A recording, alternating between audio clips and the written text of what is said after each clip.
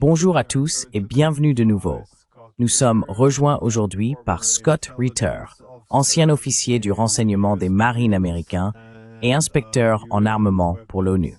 Donc oui, bienvenue à nouveau dans l'émission. Ravi de vous retrouver. Merci de m'avoir invité. Donc oui, Trump a récemment menacé la Russie et lui a donné un étrange ultimatum de 50 jours que la Russie a prévisiblement rejeté. Et oui, cela incluait l'annonce de la poursuite des livraisons d'armes, ce qui semble signifier que Trump a finalement abandonné son mandat de paix et a fait de ce conflit sa propre guerre. Mais cette menace contre la Russie semble avoir deux volets. L'Europe doit acheter des armes américaines pour combattre la Russie en Ukraine. Et le second consiste à tenter de couper la Russie de ses partenaires en menaçant de sanctions secondaires à 100% quiconque commerce avec la Russie. Je me demandais comment tu interprètes ce nouveau plan de Trump. Honnêtement, je ne suis pas sûr de comprendre l'objectif. Mais toi, comment vois-tu tout cela?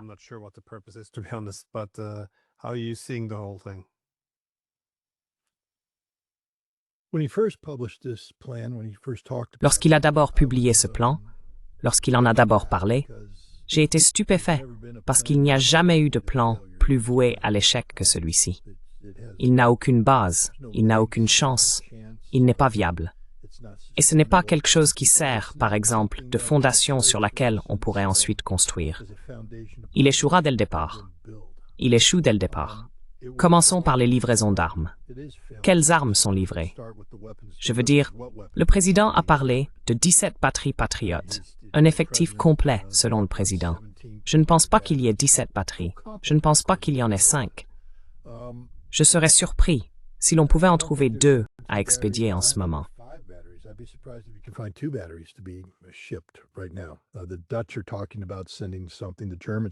Les Néerlandais parlent d'envoyer quelque chose. Les Allemands promettent quelque chose à l'avenir s'ils obtiennent un remplacement.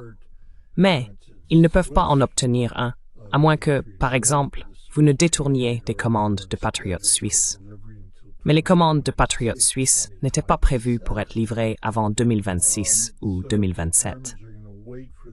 Donc, si les Allemands attendent la livraison de la commande en attente, cela signifie que les Ukrainiens ne recevront pas de batteries patriotes avant 2026 ou 2027. La dernière fois que j'ai vérifié, nous sommes en juillet 2025. Et je ne suis peut-être qu'un simple marine, et les maths ne sont pas mon point fort. Mais je peux vous dire tout de suite que juillet 2025, c'est encore loin de 2026. Et je peux aussi vous dire que la nuit dernière, les Russes ont tiré 450 drones sur l'Ukraine.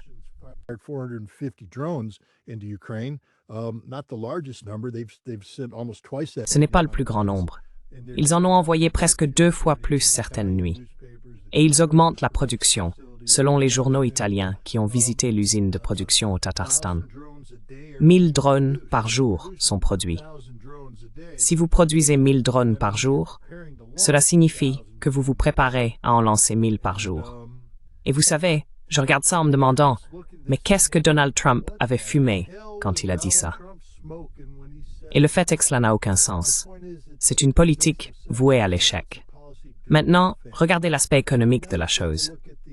Ce ne sont pas tant les sanctions contre la Russie. La Russie s'en fiche complètement.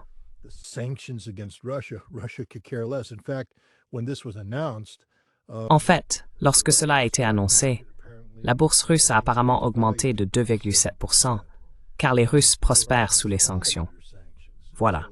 Mais cela promet des sanctions secondaires contre la Chine, l'Inde, le Brésil et d'autres pays qui consomment du pétrole russe, sous prétexte que si l'on peut les empêcher d'acheter du pétrole russe, les Russes n'auront plus l'argent nécessaire pour continuer à financer leur guerre, etc. Or, la Chine s'est déjà engagée à soutenir la Russie, ce qui signifie que la Chine sait très bien que ce qui se passe en Ukraine, si ce n'est par la grâce de Dieu, arrivera à Taïwan si elle n'arrête pas cela dès maintenant en Ukraine.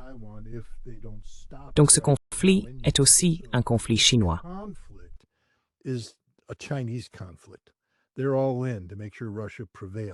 Ils sont tous déterminés à faire en sorte que la Russie l'emporte. Et vous savez, Pour vous donner une idée de la position que prendront les Chinois si nous sommes assez stupides pour imposer ces sanctions à la Chine, l'Europe a adopté sa 18e série de sanctions. Les Chinois ont réagi en disant cela, car apparemment 3 entreprises chinoises étaient incluses dans ces sanctions.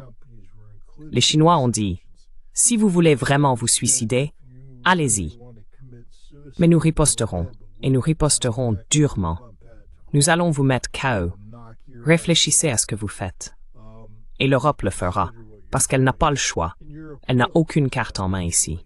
Pas plus que les États-Unis n'en ont face à la Chine.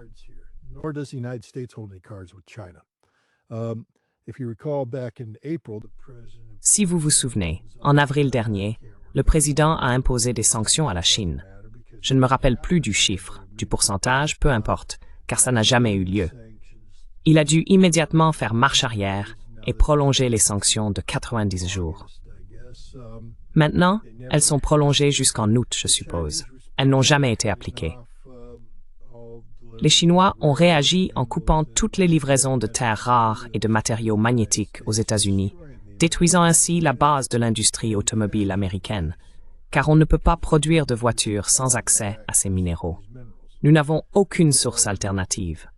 L'accord sur les terres rares ukrainiennes n'existe que sur le papier. Il n'est pas réel.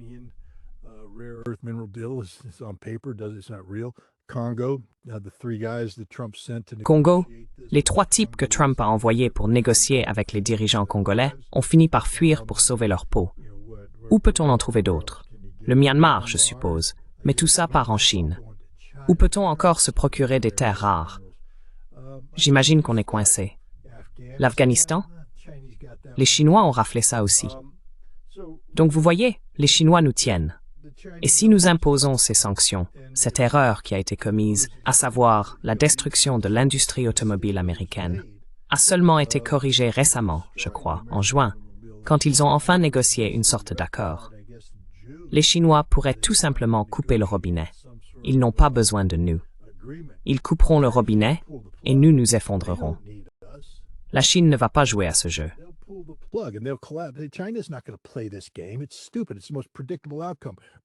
C'est stupide. C'est le résultat le plus prévisible. Le Brésil a dit « Si vous ne voulez pas commercer avec nous, nous ne voulons pas commercer avec vous. Donc, peu importe ce que vous faites, nous allons simplement vous couper. » Et l'Inde, à un moment donné, l'Inde va devoir cesser de rester sur la clôture.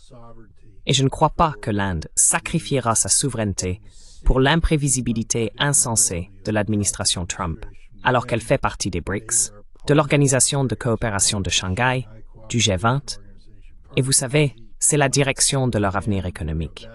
Donc personnellement, je ne crois pas que ces sanctions seront jamais mises en œuvre. Je pense que c'est un coup monté. Je veux dire, je pense que Lindsey Graham aimerait les voir appliquées.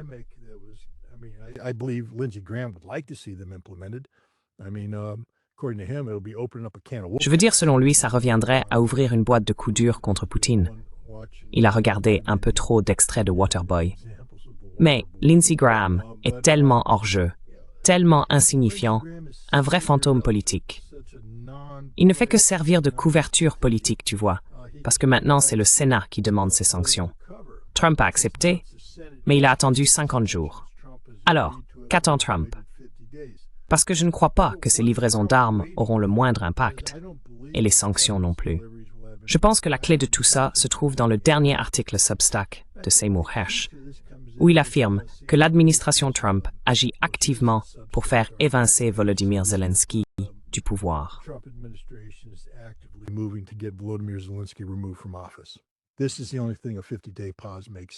C'est la seule chose qui donne un sens à une pause de 50 jours.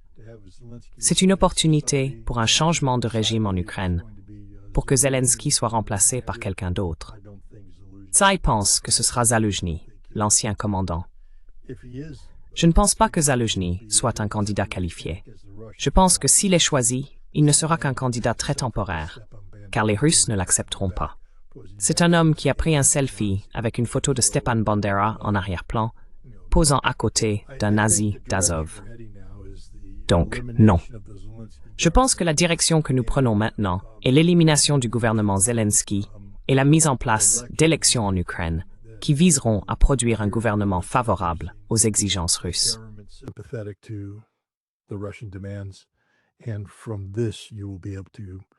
Et à partir de là, vous pourrez avancer vers un cessez-le-feu éventuel et la fin du conflit. Et je pense que c'est la voie que Trump emprunte. Il ne peut pas le dire parce que ce serait une perte de face. Mais je pense que, vous savez, Trump dira « Nous accepterons la paix à laquelle le gouvernement ukrainien acceptera de souscrire. » Mais, pour l'instant, on ne peut pas accepter une paix à laquelle le gouvernement ukrainien consent, parce que le gouvernement de Zelensky n'acceptera pas la paix. La solution, c'est de se débarrasser du gouvernement de Zelensky. Et je pense que c'est à cela que sert cette pause de 50 jours.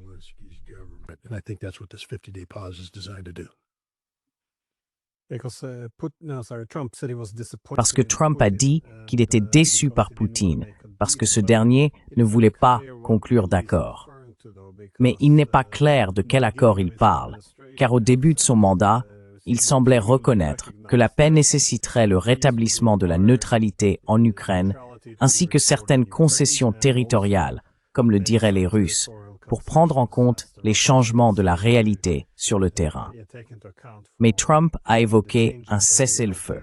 Propose-t-il essentiellement le même accord que Starmer, Macron ou Scholz, ou quel accord essaie-t-il de vendre aux Russes?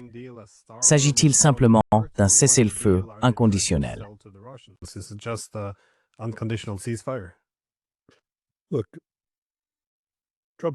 Écoutez, Trump ne sait pas quel accord il veut, parce qu'il ne comprend rien à l'Ukraine. Hegseth non plus, Rubio non plus, Kellogg non plus. Personne ne comprend. Il faut évaluer la position de Trump, non pas selon les critères habituels d'évaluation des politiques, mais selon l'impact que cela a sur Donald Trump, politiquement et personnellement. C'est un narcissique, un égomaniaque, et ses politiques sont dictées par son ego. Ce qu'il cherche ici, c'est une victoire politique. Il veut qu'on dise que lui, Donald Trump, a facilité la fin de ce conflit. Il veut que cela se fasse de manière à ce qu'il apparaisse comme le héros conquérant.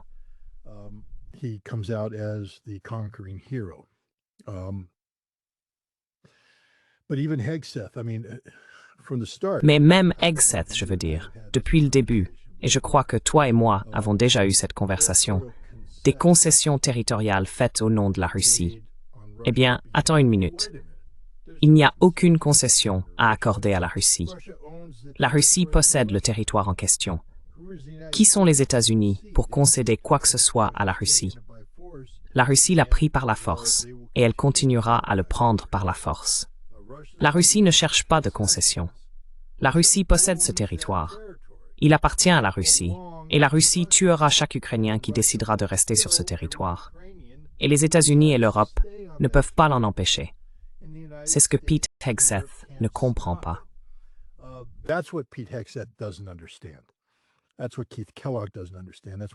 C'est ce que Keith Kellogg ne comprend pas. C'est ce que Donald Trump ne comprend pas. On ne peut pas plus demander à la Russie de négocier la rive droite de Kherson qu'on ne pourrait demander aux États-Unis de négocier la Californie du Sud.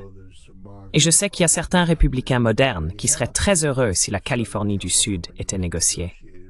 Mais au final, l'intégrité territoriale des États-Unis est gravée dans le marbre. Et il en va de même pour l'intégrité territoriale de la Fédération de Russie. Et à l'heure actuelle, Kherson, Zaporizhia, Donetsk et Lugansk font partie de la Fédération de Russie.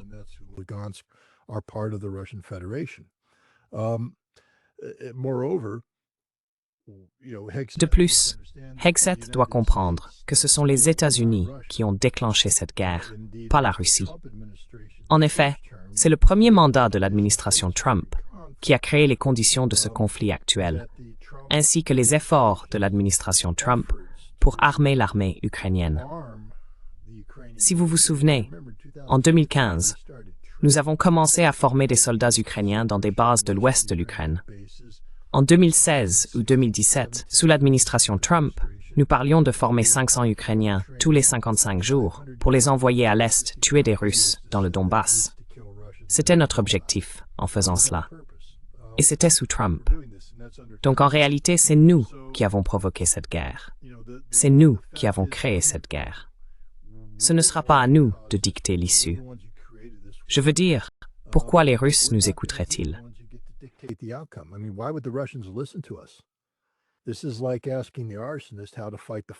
C'est comme demander à l'incendiaire comment lutter contre l'incendie qu'il a lui-même déclenché. L'incendiaire finit en prison. L'Amérique est l'incendiaire. Nous sommes un incendiaire géopolitique et nous avons mis le feu à l'Ukraine et les Russes sont les pompiers et ils vont éteindre l'incendie à leurs conditions. Et ils veulent éteindre l'incendie de façon à ce qu'il ne se rallume pas ou ne redémarre pas. Cela signifie qu'ils doivent s'attaquer à la cause profonde de ce conflit. Ce sont des choses que les États-Unis ne veulent pas aborder, ni ne sont capables d'aborder, parce que, pour être franc, nous ne les comprenons pas. Il n'y a pas beaucoup de gens à Washington, D.C. qui peuvent s'exprimer de manière efficace, précise et responsable sur la complexité de la question ukrainienne. Pour cela, il faut comprendre correctement l'histoire, etc.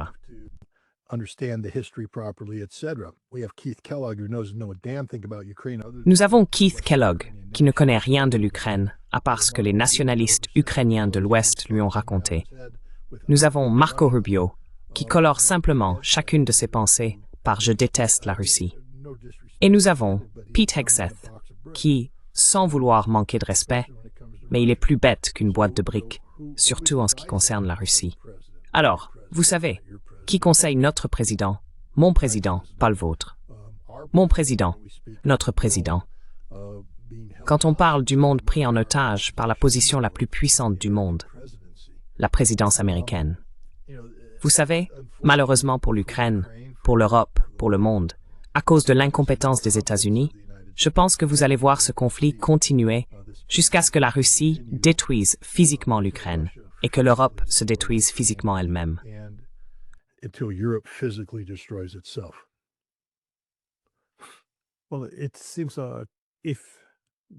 Eh bien, il semble que nous voyons maintenant les Russes l'emporter.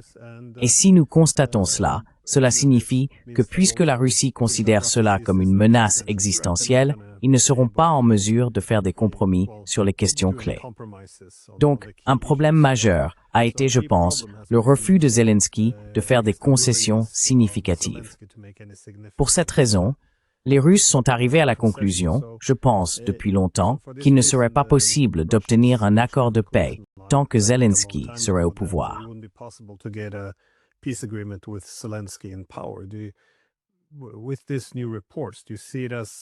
Avec ces nouveaux rapports, considérez-vous que les États-Unis, ou du moins l'administration Trump, arrivent à la même conclusion, à savoir qu'il n'est tout simplement pas possible de continuer avec Zelensky? Ou bien l'idée de remplacer Zelensky concerne-t-elle davantage la perte de soutien de sa part, non seulement auprès du public, mais aussi en raison de certaines fissures qui apparaissent parmi les élites politiques? En d'autres termes, ce changement de régime, le fait de retirer Zelensky, vise-t-il à poursuivre la paix ou simplement à renouveler ou restaurer une partie du gouvernement ukrainien?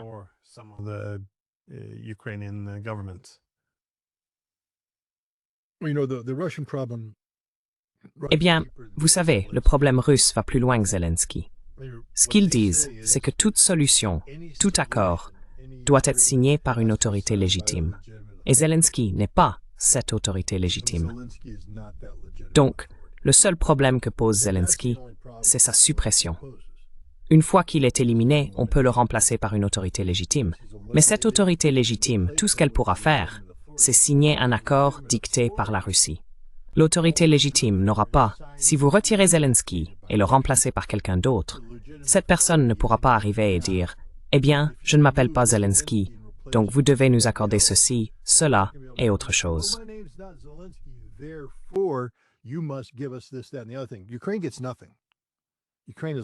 L'Ukraine n'obtient rien. L'Ukraine a perdu cette guerre. L'Europe n'obtient rien. Il n'y aura aucune concession.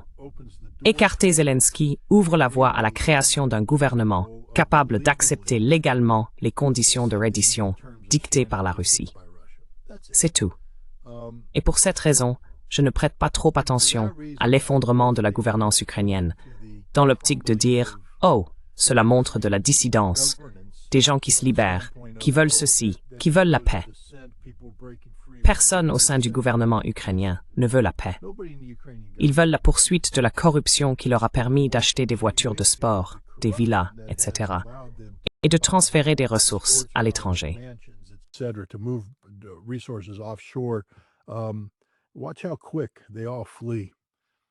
Regardez à quelle vitesse ils s'enfuient, tous, lorsque le mur s'effondre.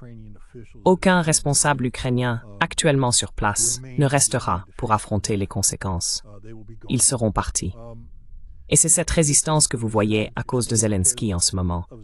L'élite ukrainienne, l'élite politique et économique, affirme qu'il leur coûte l'accès à ce qui les a enrichis, c'est-à-dire les ressources occidentales qui affluent. Et c'est pour cela qu'ils n'aiment pas Zelensky, pas à cause de son attitude ou autre chose. C'est une analyse purement basée sur les résultats.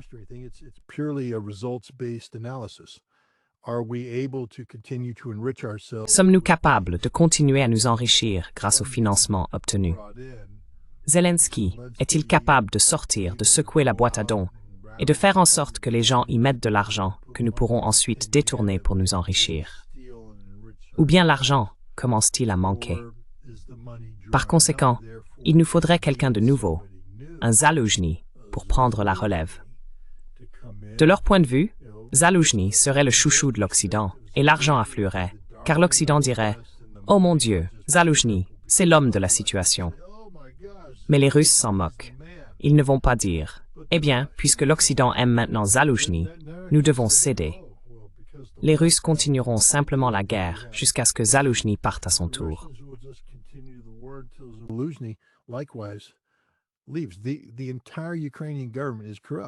L'ensemble du gouvernement ukrainien est corrompu, et la Russie ne traitera avec aucun d'entre eux. Ils ne feront pas partie de l'Ukraine d'après-conflit, car si l'on parle de la cause profonde de ce conflit, c'est l'élite dirigeante ukrainienne qui en est la source. Ils ne seront pas autorisés à rester. Ils ne seront pas autorisés à demeurer. Il se peut même qu'ils ne soient pas autorisés à résider. Ils pourraient être arrêtés, placés dans des camps, jugés ou contraints de fuir. Mais non, ils ne feront pas partie de l'après-Ukraine. Plus j'écoute les Russes, plus j'observe la manière dont les Russes s'organisent actuellement pour essayer de... Vous savez, il y a un livre intéressant, c'est une œuvre de fiction, mais il s'appelle Armageddon, écrit par Leon Uris.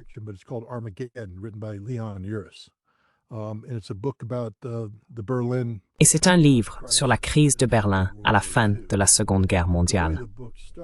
Mais la façon dont le livre commence, c'est qu'il aborde les problèmes du gouvernement militaire et la manière dont les États-Unis ont dû se préparer à un gouvernement militaire pour l'Allemagne d'après-guerre. Nous nous préparions à un gouvernement militaire en plein milieu de la guerre. Et je pense que les Russes en sont à ce stade aujourd'hui. Bien qu'ils n'aient pas vaincu les Ukrainiens, ni éliminé leur gouvernement, les Russes se préparent à une réalité d'après-conflit et ils auront un gouvernement prêt à prendre le relais. C'est à cela que le monde doit commencer à se préparer. L'inévitabilité de la Russie dictant à quoi ressemblera l'avenir de l'Ukraine, de haut en bas.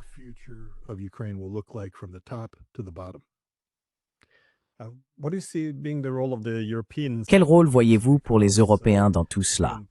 Parce que, encore une fois, une partie de l'accord de Trump était que l'Amérique vendrait des armes aux Européens et que ces derniers pourraient ensuite les donner à l'Ukraine pour combattre la Russie.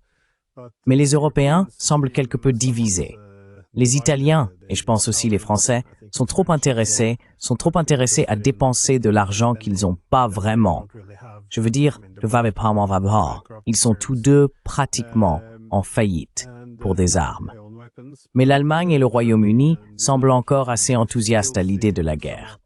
D'ailleurs, Politico a récemment publié un article où Merz et Starmer se sont rencontrés. Et apparemment, ils ont trouvé un terrain d'entente sur la guerre, comme si c'était la seule chose qui jouait en leur faveur.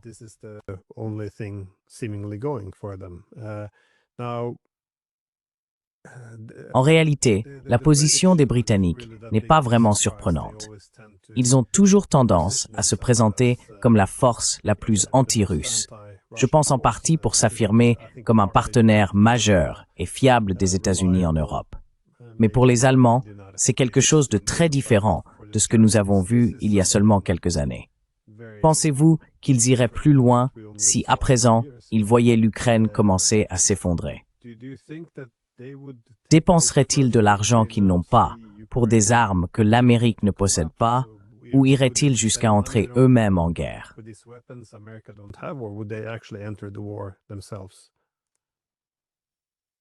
Oh, on ne peut pas entrer en guerre si on n'est pas capable d'entrer en guerre. Comme je l'ai dit, l'Allemagne n'arrive même pas à déployer 4000 soldats en Lituanie pour mettre sur pied leur brigade lituanienne de l'OTAN. Comment peut-on s'attendre à ce qu'ils forment soudainement la 4e armée blindée, la 3e armée blindée, la 6e armée, la 9e armée, la 8e armée, vous savez, pour reproduire les forces du Troisième Reich? Ils n'ont pas les ressources pour faire cela. Vous savez, Merz et sa langue. Mais sur quoi cela repose-t-il? Même Rheinmetall, vous savez, le complexe militaro-industriel. Combien de chars peuvent-ils produire? Où vont-ils trouver l'acier? Où vont-ils trouver l'argent? L'Allemagne est en faillite.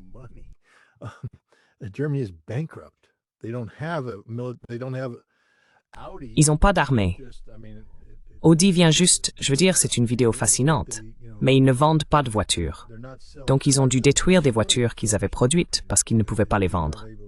Mais, vous savez, il n'y a pas d'économie fonctionnelle en ce moment en Allemagne. C'est une économie en train de s'effondrer. Et on a une situation où l'Europe commence à dire, pour libérer des fonds pour ses dépenses militaires irresponsables, il faut commencer à couper dans les programmes sociaux. Et vous savez, toucher à ce qui faisait de l'Europe un endroit où il faisait bon vivre. Vous savez, l'idée des Français et leur semaine de travail de 4 jours. Je veux dire qu'ils ne voudraient pas d'une semaine de travail de 4 jours.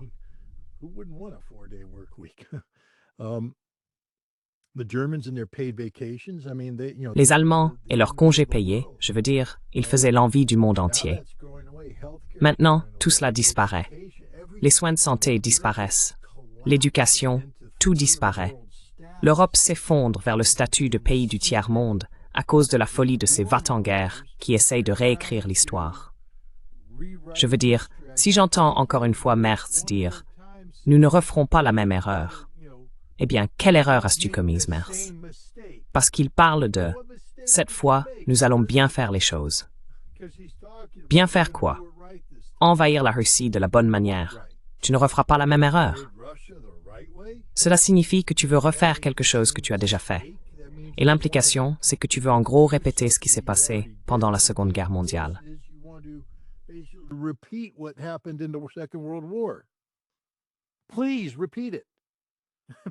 Veuillez le répéter, car j'adorerais ce résultat. Alors, nous aurons des chars T-90 sur les socles devant le Reichstag, au lieu des T-34-85. Ce sont deux des dirigeants les plus grossièrement irresponsables que l'Europe ait jamais connus. Je veux dire, je ne sais pas pourquoi. Et pour être franc, je sais que ce n'est pas vous, mais les Norvégiens. Vous avez votre propre histoire de Quisling, et vous savez ce que c'était de vivre sous l'occupation nazie. Vous comprenez l'irresponsabilité de ces Norvégiens qui se sont rangés du côté de l'Allemagne nazie et ont combattu à ses côtés. Et j'espère que votre société continue de les détester et de les mépriser. Je ne peux pas imaginer quelqu'un en Norvège dire « Oh, nous regrettons le bon vieux temps de Quisling ». Et pourtant, c'est ce qui se passe en Allemagne en ce moment.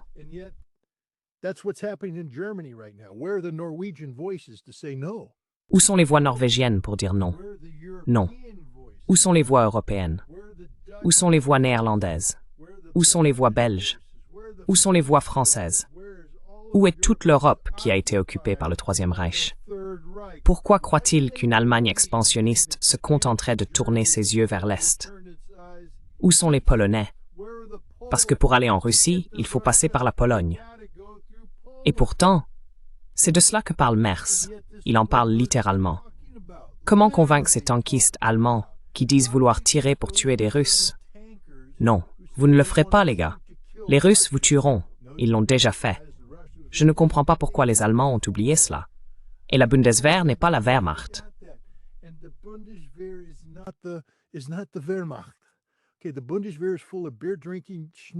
La Bundeswehr est remplie d'hommes gros qui boivent de la bière, mangent des schnitzels, ne savent pas se battre et n'ont jamais fait une journée d'exercice de leur vie. S'ils partaient en guerre contre les tueurs aguerris qui composent actuellement l'armée russe, ils seraient massacrés en une semaine. C'est de la pure fantaisie. Cela m'énerve parce que je n'arrive pas à croire qu'on soit là, à notre époque, à regarder ça se reproduire, à regarder les Allemands essayer de devenir le Quatrième Reich. Et personne ne dit rien. Le silence du monde face à cela, sauf les Russes.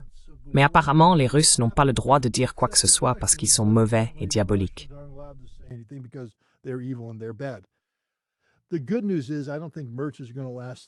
La bonne nouvelle, c'est que je ne pense pas que Merz tiendra jusqu'à la fin de l'année. Je pense que l'économie allemande est telle qu'il fera face à une motion de censure. Il y aura des élections, et il sera éjecté sans ménagement. Et je pense que Starmer va subir le même sort.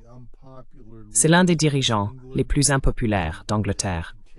Et à mesure qu'il continue de débiter ces absurdités, elles seront rejetées.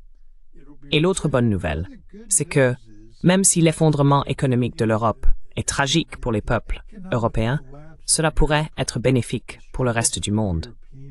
Parce que je ne sais pas combien de fois encore les Britanniques devront traverser ce cycle électoral avant de réaliser que leur dissuasion nucléaire est hors de prix.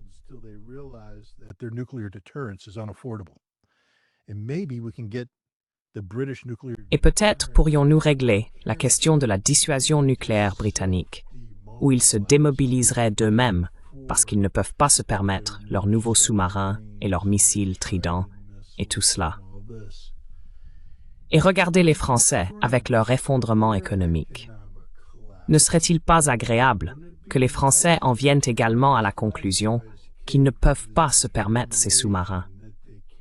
Et là, on commence à envisager un véritable potentiel de non-prolifération nucléaire. Car si vous éliminez les dissuasions nucléaires indépendantes, françaises et britanniques, et la seule raison pour laquelle j'en parle, c'est parce qu'ils viennent tout juste de publier la déclaration de Northwood, où la France et l'Angleterre se sont réunis et ont déclaré « Non, non, notre parapluie nucléaire couvrira toute l'Europe. »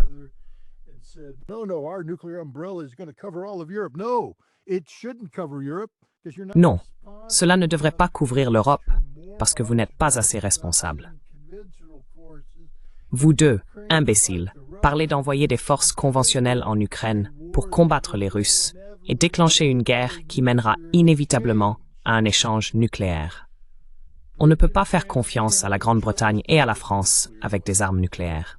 Ainsi, l'effondrement de l'Europe pourrait conduire à un désarmement unilatéral. Et cela permettrait aux États-Unis et à la Russie de négocier de manière responsable. Car dans l'histoire de nos négociations sur le contrôle des armements, nous avons toujours été entravés par la dissuasion nucléaire de l'OTAN et par le fait que nous refusons de mettre les arsenaux nucléaires britanniques et français sur la table lorsqu'il s'agit de discuter des chiffres.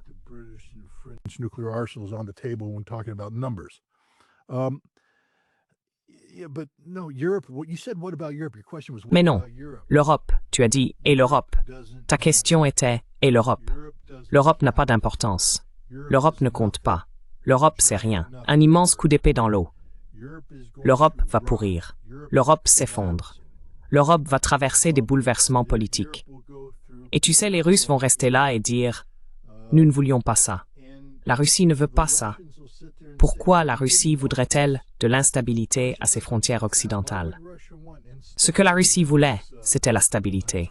Ce que la Russie voulait, c'était des partenaires commerciaux responsables. Ce que la Russie voulait, c'était, tu sais, la coexistence pacifique. Mais ce n'est pas ce que l'Europe a offert. Ce n'est pas ce que l'Europe offre.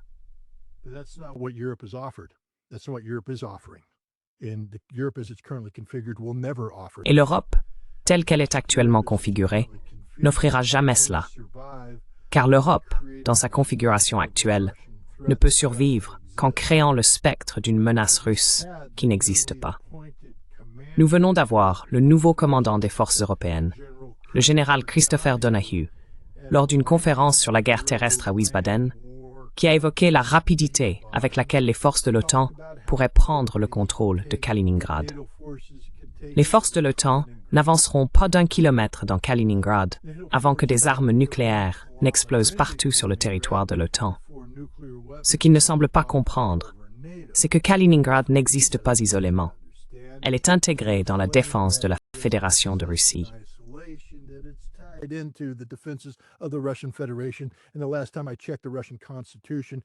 Et la dernière fois que j'ai vérifié la constitution russe, Kaliningrad est considérée comme une partie constitutionnelle de la Fédération de Russie. Et si l'OTAN devait l'envahir, cela constituerait une menace existentielle pour l'intégrité physique de la Fédération de Russie. L'OTAN et l'Europe disparaîtraient de la surface de la Terre dans un holocauste nucléaire. C'est ce que Christopher Donahue ne comprend pas. Apparemment, personne en Europe ne comprend cela non plus. L'Europe doit grandir, se réveiller ou simplement mourir. Disparaissez. Personnellement, je suis fatigué de l'Europe. J'en ai assez de l'Europe. J'imagine que les Russes aussi. Et l'Amérique en aura assez de l'Europe, parce que vous n'apportez rien à la table.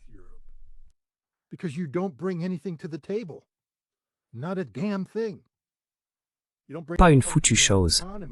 Vous n'apportez pas une économie fonctionnelle. Vous n'apportez pas de fierté nationale. Mon Dieu, les Allemands. On est là à parler des Allemands comme si le 4e Reich était en préparation. Et ils ne nous regardent même pas en face pour dire « honte à vous ». Je ne sais pas si vous avez vu la conversation de Tucker Carlson avec Bild. Les Allemands devraient, encore une fois, simplement se coucher et disparaître. Ils sont embarrassants. Leur absence totale de « ils font les durs face à la Russie ». Mais quand il faut vraiment agir, c'est le groupe le plus docile de soumis que j'ai jamais rencontré de ma vie. Et je m'excuse d'introduire cette idée dans la conversation, mais cela résume assez bien l'Allemagne et une grande partie de l'Europe aujourd'hui.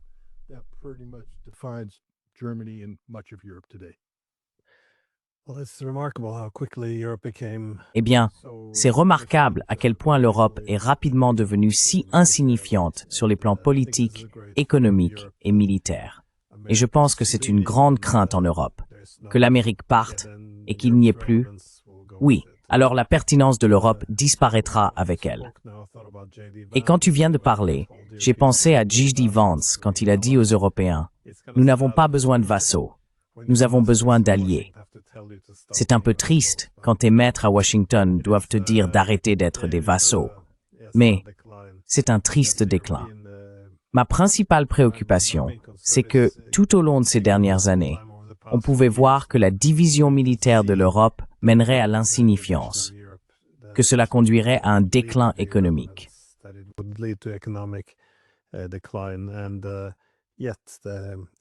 Et pourtant, les personnes qui ont suivi cette voie ont en quelque sorte monopolisé le patriotisme, affirmant que si l'on se soucie de nos pays, c'est cette voie qu'il faut emprunter.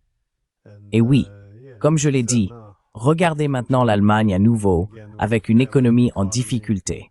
Il y a désormais des discussions ouvertes sur l'interdiction du principal parti d'opposition, le soutien au génocide à Gaza.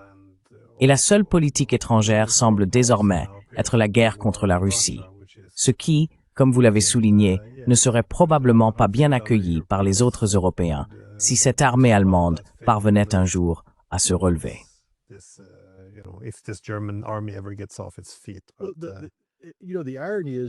Vous savez, l'ironie, c'est que si l'on remonte à l'Allemagne des années 1930, pendant la République de Weimar et la transition qui a suivi, ils pouvaient mettre de solides hommes allemands sur le terrain pour faire de la gymnastique.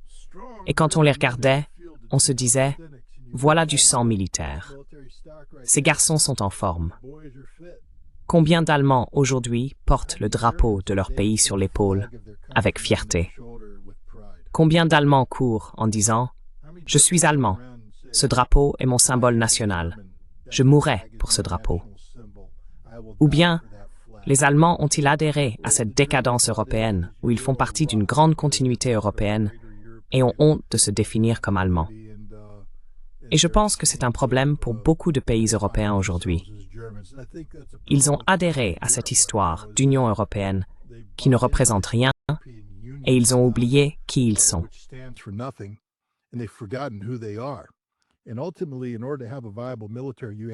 Et au final, pour disposer d'une armée viable, il faut un groupe de jeunes hommes en bonne condition physique, et je tiens à le souligner, en bonne condition physique, prêts à mourir pour leur pays, pas des conscrits. Tout le monde parle de recourir à la conscription pour renforcer leur armée. La conscription dans une guerre moderne est une recette pour le désastre. D'abord, les conscrits ne seront jamais capables de manier efficacement l'équipement moderne de guerre.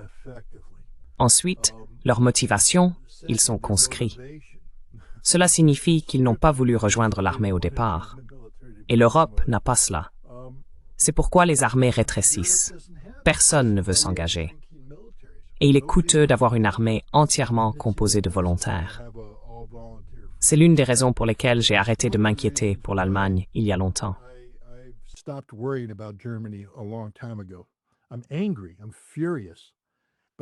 Je suis en colère. Je suis furieux. Mais je ne crains pas que l'Allemagne mobilise une nouvelle Wehrmacht, car je ne pense pas que l'Allemagne ait assez d'hommes. Ils peinent déjà à offrir suffisamment d'incitations financières pour recruter assez de volontaires pour servir dans la brigade lituanienne, parce que, constitutionnellement, l'Allemagne ne peut pas déployer de conscrits en dehors de son territoire contre leur volonté. Donc, ce n'est pas comme aux États-Unis, où vous vous engagez dans l'armée et on vous dit « Eh bien, on vous envoie en Afghanistan ». On ne peut pas faire ça. Il faut être volontaire en Allemagne. Et ils ont déjà du mal à en trouver assez. Ils n'ont même pas encore réuni assez de monde pour cette brigade lituanienne.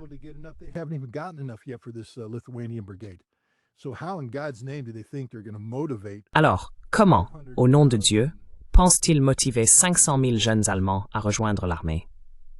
Et y a-t-il 500 000 jeunes Allemands en bonne condition physique? Je parle de personnes qui se lèvent le matin, font du sport, peuvent porter 40 kilos sur le dos, marcher 40 kilomètres, vous voyez, et fonctionner. Les sociétés modernes ne produisent plus de guerriers. Nous produisons des personnes assises toute la journée, qui ont une mauvaise circulation, parce qu'elles passent leur temps devant un bureau à jouer à des jeux vidéo. Vous les mettez dans une salle de sport, ils n'arrivent même pas à soulever la barre, encore moins à mettre 55 kilos sur leur dos et avancer. C'est la triste réalité à laquelle l'Europe et les États-Unis sont confrontés. Je veux dire, nous avons aussi nos propres problèmes d'obésité.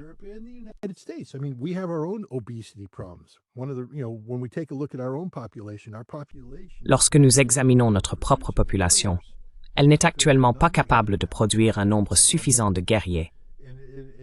Et c'est un problème pour une armée entièrement composée de volontaires de la taille des États-Unis, car nous avons dû faire tellement de concessions pour atteindre les objectifs de recrutement, que maintenant, lorsqu'on observe une formation militaire américaine sur le terrain de parade ou en exercice, c'est risible. C'est comme assister à un camp pour personnes en surpoids, un groupe de gens en surpoids qui essayent désespérément de se mettre en forme. Seul le corps des marines et quelques unités de l'armée maintiennent la capacité physique de combat nécessaire.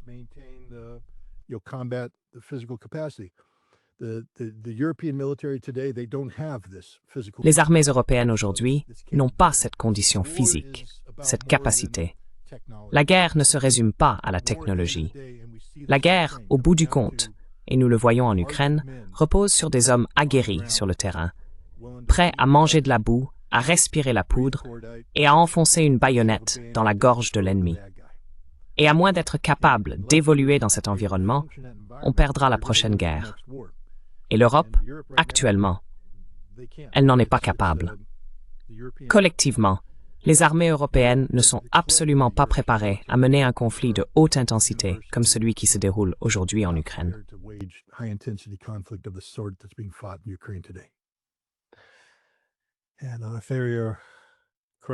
Et je pense que vous avez raison de dire que cette guerre ne détruira pas seulement l'Ukraine. Je pense qu'elle détruira l'Europe, du moins sous sa forme actuelle. Mais je crois que les générations futures regarderont en arrière vers 2014 et les années qui ont suivi et verront la folie d'avoir continué ainsi, même lorsque les conséquences sont devenues évidentes et que nous avons continué à détourner le regard. Quoi qu'il en soit, merci beaucoup pour votre temps. J'espère que vous pourrez revenir bientôt. D'accord, merci beaucoup. Bonne journée.